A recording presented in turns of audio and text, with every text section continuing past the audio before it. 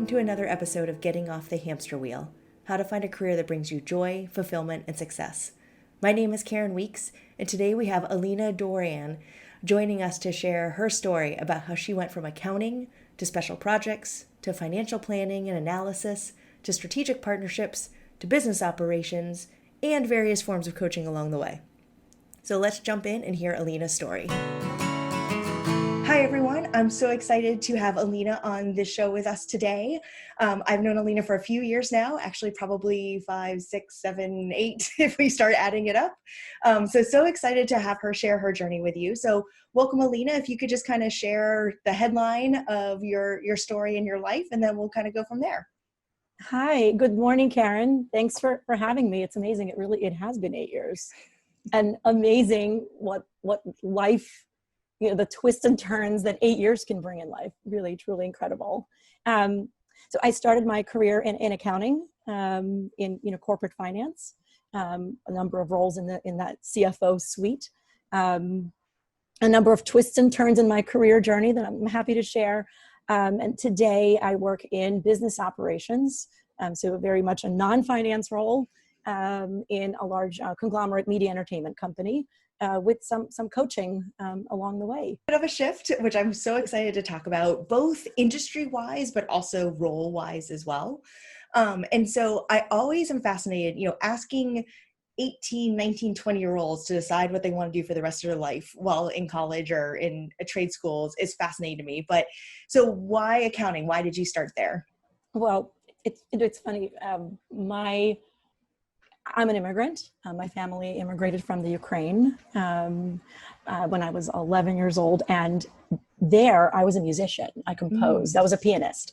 That I knew from a very young age, that is what I wanted to be. I wanted to compose and perform pieces and teach piano. That was everything. And some sketching. That is what I wanted to do. So when we came to America, the mentality needed to shift. It really turned to survival. It was an immigrant mentality. And the mentality as we came along is, the parents, the immigrant parents that come to America, the children are their hope. Right. And then, so when I was looking at careers and exploring what career path to go to, really it was about an economy-proof, solid, dependable career. That was the focus. It was not, what is my passion? Who am I? Once we came to America, I saw that as a luxury that I, at the time, just couldn't afford. Wow, that's amazing. First of all, I did not know that about you, that you're a musician. So see, you learn so much about people by continuing the conversation. So I think that's really interesting. And I love hearing people's stories because it is who we are from children to young adults throughout our lives. It's all coming from somewhere. And when we make the pivots, even the pivots are driven by different things happening in our life at different times. So you found yourself in accounting, you were doing the right thing, the responsible thing. What gave you the courage to say, that's not actually the thing I'm really excited about day to day?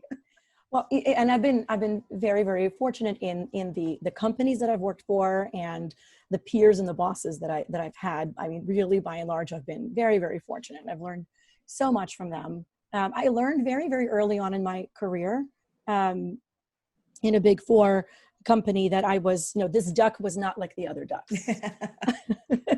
That I was made of slightly different fabric. My wiring was a little bit different, and I was not quite made like, the rest of my wonderful teammates or my bosses. Like there was something a little bit different. And I noted that early on. I think with time, where it really came to, it was sort of a combination of me seeking and an organic process of gravitating toward projects that were more aligned with who I am. And so my peers and my bosses recognized early on certain interests and abilities that I had that were complementary. And so there was work that they would ask me to get into that was very different from the standard job description. I think that is how most of my career has gone, is there's the job description and then here's the rest of what of what you'll be doing. And I thrive in that environment. I love it. And so early on, I was asked to do certain things like, some light negotiation that turned to heavier, more recurring negotiation, to counseling peers, to like managers asking me to step in and help them have uncomfortable conversations with their employees, about their career path, about how they work and their work style. Uncomfortable confrontations is one of the things that they would ask me to do. Business writing is also something that I enjoy writing. And so my boss would ask me to sort of be his ghostwriter. That's something else that was started.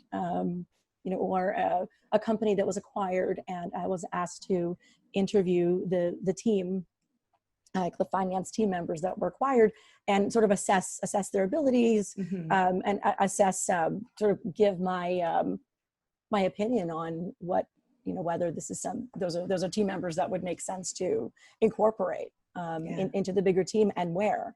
And so I was trusted with more and more as time went by. So it was organic, but then it was also seeking. It with time it became sort of me having those quieter conversations, not quite as drastic as later on in my career, as I think I gained more confidence. It was those quieter conversations of, if my boss would say, that went really well, thank you so much, I'd say, I love doing this, so yes, keep it coming, please, I love it. And they would say, really? That's great, because I don't. Thank you so much. And they would give me more and more and more. And I loved it. And they loved it. So it worked. And so it evolved. It evolved to, getting sort of to be a person who gets the special projects, right? Instead of like a recurring process role. So it was an evolution. Absolutely. Well, and I think you bring up a really great point, because I always try to encourage people that I'm talking to that development is a partnership. Yes, your manager or your mentor or whoever you sort of trust in the organization is there to help guide you, but you also have to speak up for yourself, because they can't read your mind. They don't know that you like coaching people when you're an accountant. Absolutely. And so how did you seek out those projects or those people that could be your champions, who could then, help with that partnership? Some of it was conversations with folks. So I would ask to grab a coffee with folks in different groups to find out about what they do, purely, informational, and just thankful for their time, just to learn. So a very open mind, not expecting anything in particular, just, folks that I, respected and wanted to understand, how did you get to be here and what drove you? And, think about how my natural, tendencies, proclivities, how they're aligned and who I am. And so I think earlier in my career was understanding where do I belong? What is better suited? I know it's not quite this, maybe it's closer to that. And so those explorative conversations are really important. I think with your direct boss, it's important to perform well in the current role, to then have any sort of stretch conversations. I think for someone who is young and, sort of starting in their career, I would definitely include that. It's a great point that is sometimes forgotten. Yes. Before you ask for more, you need to handle what is, what you're being relied on, and do it well. And then have those, those broader conversations. But I think part of it is opportunity too. The biggest pivot. So I think to take a step back, started in accounting, right? And then evolutions of public accounting, special projects. Then, and we were both at a company that had filed for an IPO, an initial public offering. And we did file the offering, and the information was public on the SEC's website. And then there was a last minute decision to pull that back and not go through with the IPO, when that exit strategy, when it was decided that the IPO wasn't going to happen, but the work was completed, right? And it was a long, hard journey across the company, across functions, right? We all kind of pulled together and worked very, very hard to make it happen. And once it did, at that time, I felt inside of me like this was the time that I really wanted to make that switch. And that coincided beautifully with our executives rolling out a program for high achievers who were director level and higher, right? Senior leadership, to look at other positions in the company. And so I really was feeling like that burnout, but also like that was the right time. And so what I had done at that time was, one, voice that is what I was interested in. But two, what I also did was a bit of a roadshow, a personal Alina roadshow, where I met with, head of marketing, head of product, heads of functions who knew me. And, we already had that relationship. Sometimes it was a stronger, tighter relationship, sometimes less so. And I would, I told them, each of them in the one-on-ones, you know me as this function. I want you to know that I also have this experience and these interests, and I would love to do this type of work. And so I would love for you to keep me in mind. And they would say, I didn't know that. I'm really glad you shared. I will keep that in mind. And so out of that came an opportunity where, out of controllership, I did strategic partnerships, right? Which is like the business development work. Completely different, entirely different, right? It's a sales function. So I went from controllership to a sales function. And, it was the executive leadership. It was my incredible supporting boss who believed in me and supported me all the way through. It was an amazing, a very special company that we worked in. And it was the timing, it was stars aligning. Yes. And it was me being very, very clear on this being the time for me to make that more drastic change. And that's what sort of started that more drastic pivot. Well, and I think, what you mentioned about sort of reintroducing yourself is huge, because I think it's so easy, but just human nature of, I know you as this, and now I need to get to know you as that. And I think that it continues to support the idea of there is ownership of this in your world as well, is that you need to be able to take the step to put yourself out there to say, hey, this is what I'm trying to do next. I don't know if you can help me. It's like what you're saying about the coffees. I don't know if you can help me, but I just wanted to pick your brain. Or you lead this function. There are other ways I can be partnering with you. Let me better explain that. So I think just being willing to say those things out loud is a huge first step that a lot of people don't have the courage or even the confidence or even just know that they have to, period. Absolutely. I think, if they don't know you exist, it will definitely not happen. If they don't know that you want it, if you don't put it out there somewhere in the ether, it will definitely, certainly not happen. Yes. If you do put it in the ether, now your chances are much higher. Because that's much greater than, no one knowing and suffering in silence and having those thoughts. I think part of it is also, part of it is knowing yourself, getting to know yourself better, and focusing in on the strengths, what you have to offer, in that particular position in that company, where the needs are and where you can plug in. And that really depends on the organization and what's happening, whether it's the economy, the industry, and where you can really be helpful if it is in a different light, And so for me, going to grad school is often an option, right? That it's often one way to transition into a different career. And that option wasn't available to me at the time, for a number of reasons. Like, I had very young children. I was at a point of my career when most folks tend to be more risk averse. It's funny, one of the consultants I had spoken to who does kind of recruiting and executive consulting said, this is entirely counterintuitive. This is the time when most people hunker down and stay steady Eddie, like very stable. This is what worked for me. It was, I think, understanding yourself, following your gut, reaching out to people, making sure that they know you exist and what you want. Also, I think it's very, very important to, while having a plan and having goals, it's very important to remain agile and nimble and leave room for that journey and leave room for multiple paths. Because I really believe in an organic way of life evolving and it being a combination of us, pushing that, being that force in part, but also opening the door for the outside opportunities and recognizing when they're coming in, recognizing them to be opportunities and not just, nixing them. Like, no, this isn't what I was looking for. No, I hadn't considered this before, maybe this is something interesting, and Yeah. pausing and thinking about it, keeping an open mind. Well, I think especially when you're moving into roles like you've moved into, strategic partnership and then biz ops. And I mean, something like operations is such a broad category. And depending on the organization, it can mean a bazillion different things. Yes, it can. And so being open to saying, yeah, let's try to figure this out. Or if an organization is building out that role for a first time, I think that's the other reason why, saying out loud, these are things I'm interested in. Even if that role doesn't exist today, it doesn't mean the role isn't needed or companies are thinking about it. So let me help you realize I should be that person you're thinking about as you build out that role. Absolutely. And to your point, after the strategic partnerships role, what I had done after that was there were a couple different organizations where roles were created for me, custom to what I do and what I've done and what I can do.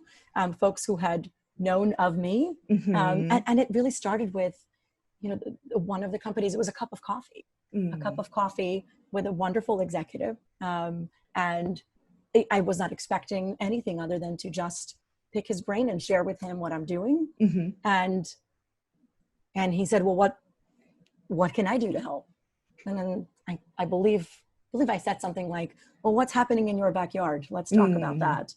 And he started sharing the different challenges, and I just started thinking out loud, well, have you tried this? And sort of coming up with solutions of how to address that. If maybe I would approach it like this, I would maybe in this order, and then I would do this. Maybe that would be an approach. He said, well, let me tell you about another problem, and then let's have another coffee. And then from that series of coffees came a position that was tailored to what I do. And part of that was operations for the finance organization, but also operations across building relationships across from finance with the rest of the company, because that is something that really needed improvement. And that's where I was relied on to create those connections and to get folks on the same page.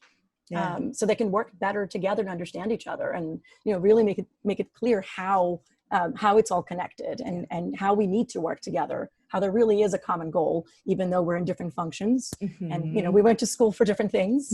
Our expertise is in different areas, but here we are, and we're united and we're connected, and this is how. Yeah. Well, and I think the thing that you have always, because I have known you for a while and seen you work with different teams, but also hearing you talk about your career and how you've thought about things, relationships and communication has always been so important to you, and better explaining how different teams work together. And that's such a huge part of most operational functions, no matter how they sit within the organization. So I think that those relationship building and that what has now led to coaching, like so much of that was naturally in you, and it was just giving you that channel to have that be part of your role. I think that was so important. It was, it was innate. It was very organic. So when I was, for example, in a controllership role, and my charge was, find efficiencies, decrease how long a monthly financial statement close cycle takes, right? So, from 14 days down to like 7.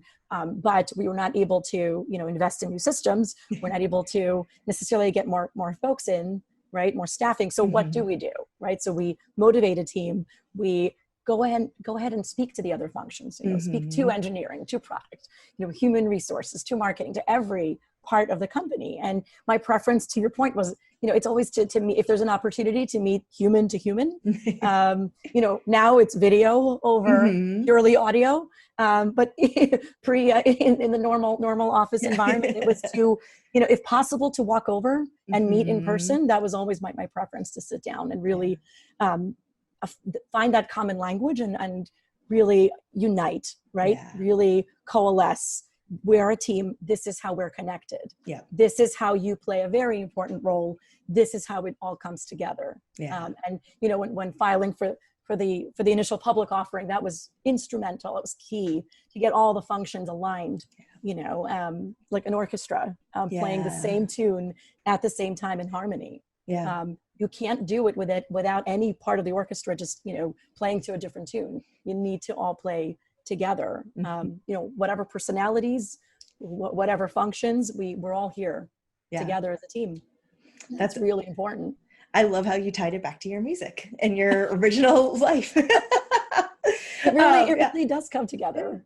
it really does. And I agree. I think, no one in an organization can do what they need to do by themselves. And whether that's the culture or just the fact of how businesses are run, you can't do it by yourself. And so to have the skill and the ability to bring folks together and have that be your natural go-to is so valuable to any organization, no matter the role you're in, but especially when you found a role that really supports that. It's important, finding solutions to business problems, business problems, whether they're problems that manifest themselves on the financials or quarterly business review results, or in team dynamics and morale. I think it's really, really important to have those lines of communication and buy-in, and making sure that you have the right folks at the table voicing their concerns when making decisions for the business that are cross-functional. Cross-functional has been my middle name for most of my career. Well, it's amazing that I think so often people also don't know that roles exist. And so, your current role is huge in scope, but the fact that those roles do exist. And so if you're just starting out in your journey, doing some research about, just go on random job boards, even if you're not ready for that job, just look to see if those jobs exist, or find people like yourself to talk to learn about what kind of roles are out there. Because I didn't know that role could exist. Absolutely. And it's funny the way, along the way, like a coaching role that I had, where it was part, Alina, help me put out these fires, and help me solve these business problems. And then behind the scenes, there are relationships that need to be fixed. There are teams and executives that need to be coached along the way. So behind the scenes, off job description, will you join me? Yeah. And will you do this? Yes, I will. Yeah. The present job that I have, and I'm immensely grateful for, the way that came about was a coffee, a catch up, a breakfast, morning coffee with an old colleague that I have just deep respect for, and catching up. Yeah. Just catching up. How are you? How's it going? Yeah. And we were talking about, I got fired up. I got fired up talking about what I've been doing and what I've loved and how passionate I was. And in that coffee, my friend said, "Oh my goodness, I think you would be perfect for this role. I wonder if they're done. I wonder if they filled that role. Yeah. Let me find out." And while we're having coffee, he texts a contact. Like, is this still? No, it's still open. It's still open. This is you. This is you, Alina. This is so you. It has your name written all over it. That's how that came about. Wow. Entirely unexpected. That's amazing. I love it. And yet again, it's putting yourself out there. So what advice do you have for folks that are listening to this episode and saying, I want to move into something, especially if it's something that is not sort of, a nice little box, like engineering or accounting might be from a job description. What advice do you have for folks? I think one, understand yourself. I mean, I read so many personality and career books, some helpful, some not, but I think I immersed myself in reading like newsletters, articles, books, talking to friends, understanding who I am and how that fits into the professional world. Because, what was behind this pivot for me was to align organically who I am and how I am wired with what I do for a living. I really find that very fulfilling and very important. Yeah. So I would encourage, one, understand yourself better, understand who you are, what your tendencies are, environments where you thrive. And I would take the industry out of it. I would take, for a moment, company size out of it. I would take factors out of it and start with a kind of a vacuum of you. Who are you? And what makes you happy? And where do you thrive? Where do you work best? And then you can start zeroing in on, on industries and on company size and how that fits into that matrix. And I would keep a very open mind of, one, understanding yourself, two, understanding what career directions and paths exist that would match that. And again, I would caution against getting too specific and too prescriptive, because then opportunities can be missed that way. So general directions. And then I would reach out to folks in those areas, right? Who work in those fields, whether it's in that industry or if it is in that type of a job. It may not be that exact job, but it might be close to it. And they might know someone who can introduce you to something that's even closer, or introduce you to something that you didn't even know exists from those conversations. So I think it's continuing to explore, letting people know that you exist and what it is that you're interested in.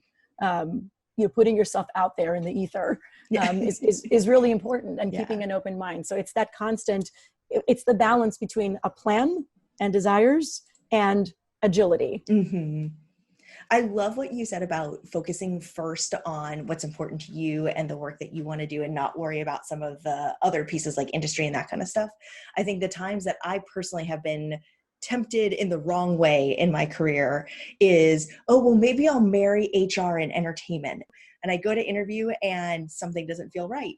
And it's because that environment is not the right HR environment for me. Nothing against them. Like, they do good things, but it's just not where I thrive. But every once in a while I would get that tease and I'd get, pulled in that direction. And if you're too focused on names of companies or industries, when you haven't gotten to that point of your reflection, it's so easy to get sucked into some sexy thing. Absolutely. It is so easy to get, derailed. You don't even realize that it is a derailment. And I think to that end, a final piece of advice I would give is trust your gut, listen to your gut, get in touch with your gut if you're not.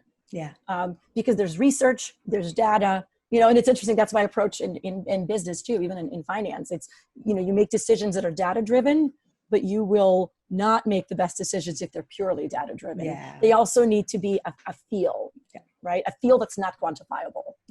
And if you combine data and a feel based on what you know, based on conversations, very subjective, totally opposite of data driven. I feel like that leads to a better decision than using, data purely. So follow your gut, listen to your gut. If your gut's telling you that on paper, this looks like a wonderful opportunity, but something feels wrong, listen. That might be, everything was amazing, but that might be the best advice of this whole conversation. But thank you so much for sharing your story, sharing your advice. I really think people can learn a lot from hearing your openness and how you thought about things. So I'm so glad that we were able to chat. Selfishly, I'm so glad we reconnected. It's so, to your point, you never know how things are going to kind of come and go. And so it's always exciting to reconnect with someone. So thank you so much for sharing your ideas and your thoughts. And hopefully it was really helpful for someone today. Thank you so much for having me, Karen. It's wonderful to reconnect. Thank you again to Alina for sharing her story of how she got off the hamster wheel and found a career that fits her personality. I hope today's conversation helped inspire you. And if it did, please consider subscribing to this podcast, sharing it with others, and leaving a rating and review on the platform of your choice. Until next time, remember there is always a way to get off the hamster wheel.